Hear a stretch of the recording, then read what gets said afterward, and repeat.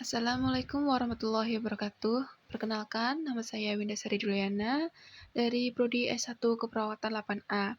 Di sini saya akan menjelaskan tentang hasil analisis video MPKP.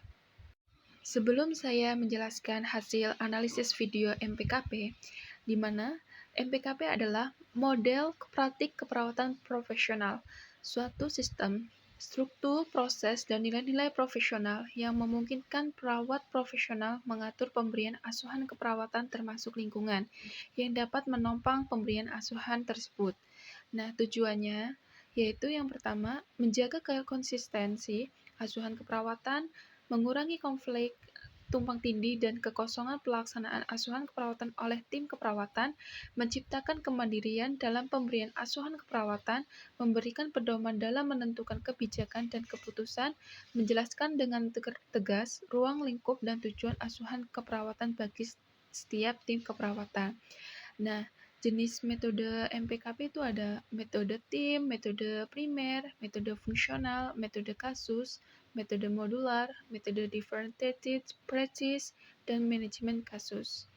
Selanjutnya adalah di mana saya mengambil video jenis metode penugasan yaitu metode fungsional yang sesuai dengan teori. Nah, metode fungsional merupakan metode yang berdasarkan orientasi tugas dari filosofi keperawatan yang merupakan pengorganisasian tugas pelayanan keperawatan yang didasarkan kepada pembagian tugas menurut jenis pekerjaan yang dilakukan. Nah, di dalam video tersebut terdapat beberapa peran.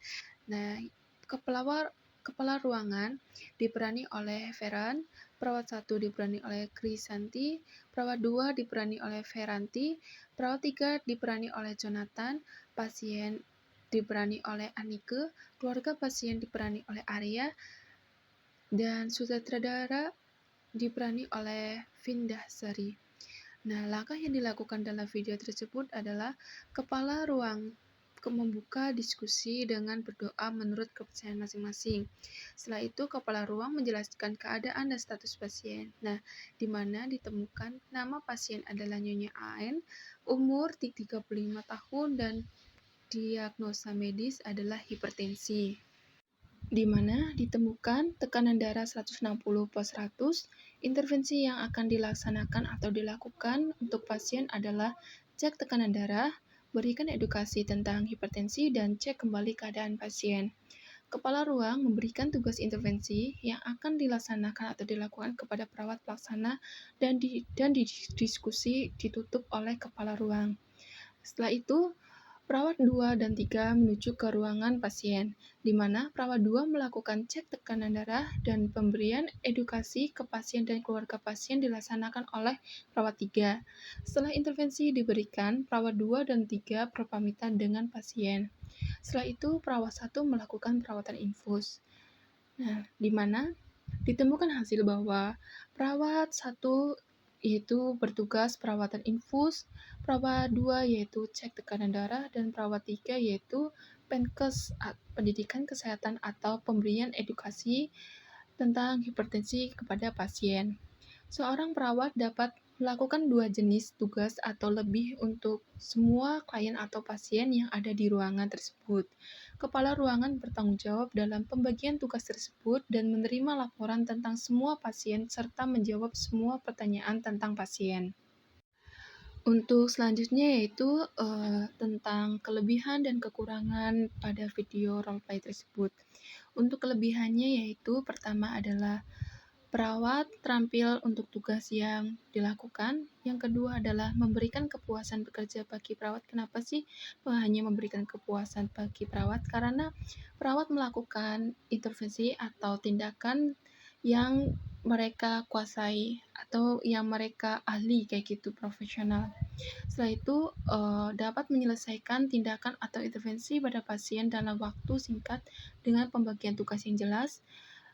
Dan yang keempat yaitu pada video tersebut memudahkan kepala ruang dalam mengawasi perawat pelaksana yang sedang melakukan tindakan kepada pasien. Untuk kekurangannya yaitu pertama adalah kurang memberikan kepuasan pada pasien, yang kedua adalah perawat hanya memberikan tindakan yang berkaitan dengan keterampilannya saja. Yang ketiga adalah di dalam video tersebut kurangnya komunikasi terapeutik kepada pasien. Dan selanjutnya adalah pada tahap terminasi, perawat pelaksana tidak melakukan evaluasi tindakan yang telah dilaksanakan dan tidak melakukan kontrak untuk kegiatan atau tindakan selanjutnya.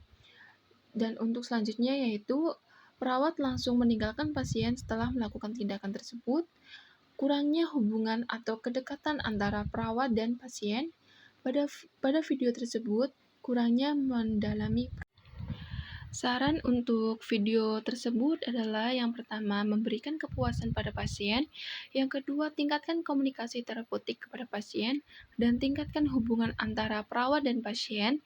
Yang ketiga adalah, setelah melakukan tindakan, tidak diharapkan meninggalkan pasien di ruangan, tetapi harus dilakukan evaluasi kepada pasien dan kontrak waktu untuk tindakan selanjutnya. Setelah itu, diharapkan berperan dengan lebih baik agar hasil video tersebut menjadi optimal. Link video roleplay sudah saya cantumkan di PPT ini. Terima kasih. Wassalamualaikum warahmatullahi wabarakatuh.